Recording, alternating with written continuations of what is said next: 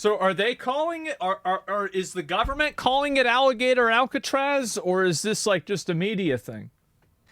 All right, meantime, a new migrant detention center is getting a lot of attention. It's a migrant detention center. And it's in Florida. The attention is thanks to its very unique security system.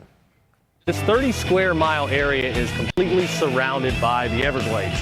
Presents a efficient, low-cost opportunity to build a temporary detention facility because you don't need to invest that much in the perimeter. If people get out, there's not much waiting for them other than alligators and pythons. Nowhere to go, nowhere to hide. It's called Alligator Alcatraz. Oh my God. I love it. That's the most Florida shit. Yeah. This is brilliant. I love it. Make moats great again? Yeah. Oh my. And so they're going to put all the migrants in. Okay. For and migrants, it's expected to be operational by next month. So joining me now is the next month? man who came up with this idea is Florida Attorney General James Uthmeier. Mr. Attorney General, thanks for being with us here today. I think before I get into the specifics and details, which I have a lot of curiosities about Alligator Alcatraz, how did this happen? Where did the inspiration come from to convert this spot in the Everglades? Sure. Well, under Governor DeSantis' leadership, Florida's become pretty good at responding to states of emergency, and that's really what the illegal immigration crisis is. Yeah. Just last week, we pulled MS-13 members off the streets in Orlando. The week before, it was criminal alien human traffickers and sex predators. That's good. We stand by President Trump, and we're going to do everything we can to support that administration in their efforts. So are they going to put in, like, bonus alligators? Like, that's what I'm kind of curious about. Are there going to be, like, bonus ones, or are they just going to have, is it like one of the things that's just going to work itself out? Thank God they're protecting American families. But our success in arrests is filling up the jails quickly. So we need additional detention space. And this location is ideal because of its surrounding area. It's a low-cost, already developed 30 square mile area surrounded by the Everglades. So Alligator Alcatraz has a nice ring to it, and we're going to get it up and running as soon as possible. I cannot believe this is real. Well, it's Florida, so I can. But at the same time, this is amazing. We have such a great excess of alligators. You're right. Yeah. We got to do something with them, right? The number of migrant detentions, I believe, at the start of this administration was something like 39,000. It's currently up to 56,000. There's a stated goal to arrest roughly 3,000 illegal immigrants a day. So you're responding to a need, to a demand for more detention centers, more space. Let's talk about Alligator Alcatraz. Right. How much Everglades surrounds this would-be prison? Like, you're talking about minimal security and natural barriers and elements. Help me understand. Like, how far to civilization?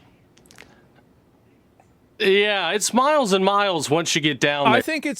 I think we should have a system where, like, if you're an illegal alien and you get out and you get all the way through the Everglades, you survive the entire way and you make your way back over to Tampa or Orlando, Florida, I think we should just give them citizenship. I do. I think at that point you've earned it. Yeah. Yeah, that's it. You immediately get citizenship. This is right smack dab in the middle. Totally it was built back in the 60s and 70s with the idea to be a large airport. Exactly. There's an 11,000-foot runway which will enable large planes to come in and out that can carry hundreds and hundreds of people as we are working to detain and deport them out of this country. But there'll be some light infrastructure. We'll have a perimeter, but at the end of the day, Mother Nature presents the ultimate perimeter, and it's why this is the great spot for a detention facility. Okay, I feel miles and miles. I feel like they need to have, like, one more thing. Like, you've got the pythons, you've got obviously, like, all the other, venomous snakes. You've got the alligators. They need to have, like, if they could, like, genetically engineer like a miniature velociraptors or something. That panthers. I really like the sound of panthers. Florida panthers. That's a big one. Snapping turtles. Ooh. I don't know if they could do hippos. Hippos would be like those would be like the, like in Elden Ring Night Rain, where like there's like the really, really hard like field bosses.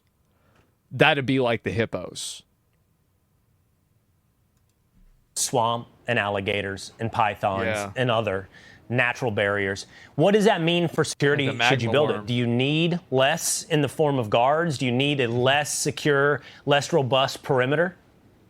They have guards. They just don't pay them. They're called alligators. You obviously need a less robust perimeter given the natural surroundings. There will certainly be additional. We're going to have staffed guards. The governor has called in the National Guard, the Florida National Guard, to help, along with other staff will support. We're also looking at other locations, at least a couple other throughout the state. That's a good idea. We want to get 5,000 beds up and running by next month so that we can properly support the Department of Homeland Security in their mission. And I got to tell you, Secretary Noem had a great idea looking at the tens or hundreds of millions that the Biden administration was spending to put immigrants up in fancy hotels. That funding is being redirected towards these facilities, towards the deportations. So and it's we're a going to hotel, get the job but done. it's a different kind of hotel. Reminds me of something out of a movie. It might be a specific movie. I can't remember, but you fellows are welcome to escape if you'd like. If you can get past the guards, if you can get past the perimeter, you have to then get past everything that lies in your way. I think that they have to record it. They can record it and then run all the advertising on the show and then take the advertising to pay for the prison. And then if somebody actually escapes, they get to get their citizenship. Nature. In this case, Alligator Alcatraz. This is All a right, really Mr. Attorney good General, idea. thank you for being with us. I really like this idea. Thank you for having me. Hey, Oh my God.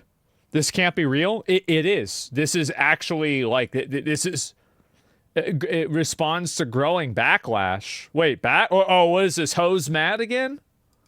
Now there's growing backlash over a migrant detention facility What, being some built fat Karen is complaining? Who cares? deep in the Everglades that's being called Alligator Alcatraz. Tonight we're digging deeper into the plans in place for this controversial location as Governor DeSantis weighs in on the project. Local 10's Glenna Milberg is live from Ochope with the very Putting latest. them there? Glenna? Yeah. Nicole, as controversial great as this idea. whole thing has become, the logistics here are very very familiar. Remember when after the hurricane, people Who says it's controversial? Where are they? displaced have big tent cities, I don't kind see of 'em. like that. The COVID hospitals, the field hospitals during the pandemic, kind of like that. And at the pace that we have seen trucks and materials go in and out of here all day, even now after hours, this is happening very, very quickly. Midpoint, Tamiami Trail at the edge of Big Cypress National Preserve. Florida's familiar logistics of temporary mass housing well underway. So Though now they're for- like building them a rust base out there. For mass migrant detention. The training and transition airport run by Miami-Dade County, though surrounded by environmentally sensitive land, open and operational for decades. This thing's been used a bunch of times over many, many years, and so the impact will be zero. The biggest opposition, aside from the politics of detaining migrants at all, is about the environment, What a slap in the face this is to the indigenous tribes. especially from those who live out Only Everglades, no prisons. Keep the lands sacred. It's all the usual suspects. here. If we wanted to be economically, sustainable and conscious, we would be talking about annexing this land into the National Preserve. Well, if we really want to do that, we would force the migrants into forced labor, and we would make them do make T-shirts and basketball shoes. That's the real galaxy brain mindset that we need to have. Plans That's are what we to gotta keep do. migrant You housing can't be serious? Yeah, absolutely, I'm serious. If it was up to me, that's why I'd immediately make them do that. Yeah, if we could make money off of it, I'd do it for sure. Slavery? Well, it's optional. It's opt-in slavery, right? I mean, they like, that's disturbing. What do you mean make them? Yeah, of course. Yeah, absolutely. Not supposed to be here. They know they're not supposed to be here. Don't act like, oh wow, like, oh, how could this happen to me? You did it. That's how it happened to you. They opted in. To the already developed portions of the property, Force? temporary air-conditioned structures, ways you can detailed get people to do hurricane stuff. evacuation plans. We get our first look at the logistics for containing and porting away waste, a recycling program for trash, and stocking potable water. We'll probably also do something similar up at Camp Blanding, which is where our National Guard headquarters to train there. We have some capacity there. The state is opening detention space under the same emergency orders that paved the way for migrant transports from the southern border to Martha's Vineyard 3 years ago. It is an active airport. Giving Miami Yeah, they just sent a bunch of those migrants over to Martha's Vineyard because all those people were talking about how great the migrants were. They sent them over there, totally shut down the entire fucking area. County little recourse over state control of its airport in Collier County. This is the blueprint for the aforementioned FEMA camps in Project 2025.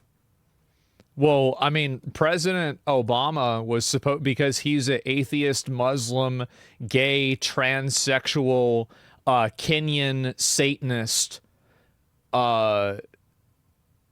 communist, was going to put everybody who loved Jesus in the FEMA camps. And so it was actually his idea.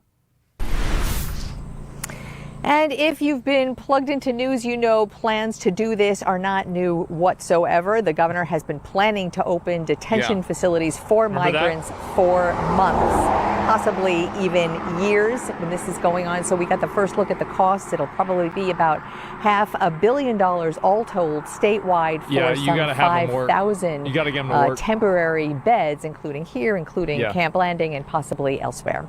I'm Glenna Milberg, live in Okeechobee today. Local 10 News. Bro, she's gonna, no, they got to get them to work.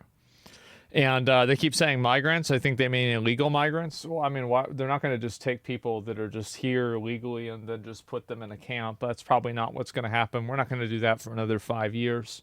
But, then we might start doing that once we get rid of the illegal ones. But, it's 100K per migrant. Yeah, exactly, right? Money well spent. Well, there's obviously going to be like a rotation, right? But like in general, that's a great investment. Sure.